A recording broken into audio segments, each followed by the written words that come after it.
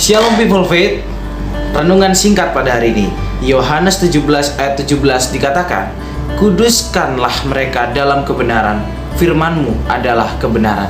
Teman-teman, dari renungan singkat ini aku pengen ngasih tahu buat kita semua bahwa kalau pengen hidup kita benar, kalau pengen melihat hidup kita semakin hidup dalam kasih, melihat hidup kita semakin hidup dalam kebenaran, dan hidup kita benar-benar gak mau lagi kompromi sama dosa, kita perlu dikuduskan oleh firman. Karena firman Tuhan adalah kebenaran. Kenapa teman-teman?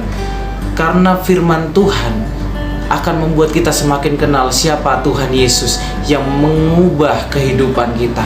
Jadi janganlah kita malas baca Alkitab, janganlah kita malas baca firman Tuhan. Masa kita, teman-teman, bisa main HP berjam-jam, mungkin kita ngelatih talenta kita berjam-jam, tapi ngasih waktu buat Tuhan nggak bisa.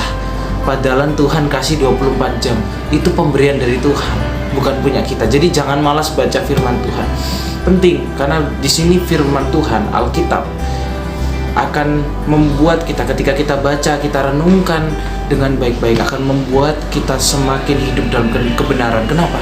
Karena ketika kita mulai membaca Alkitab yang berisi firman Tuhan, kita akan semakin kenal, oh siapa Tuhan Yesus itu.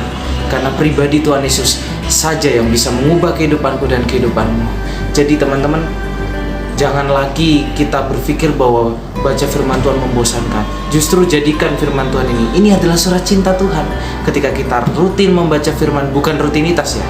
Jadi kita baca benar-benar karena kehausan, karena kita pengen kenal siapa itu Tuhan Yesus. Ketika kita baca firman dengan kerinduan, kita baca firman Tuhan, kita renungkan, bukan hanya sekedar baca. Kita akan kenal, oh Tuhan Yesus itu luar biasa, Tuhan Yesus itu mengasihiku, Dia mau terima aku apa adanya. Maka Tuhan Yesus akan ubah kehidupanku dan kehidupanmu ketika kita mulai membaca firman dan merenungkan firman itu siang dan malam. Jangan bolong-bolong lagi ya baca Alkitab. God bless you and Jesus loves you. Amen.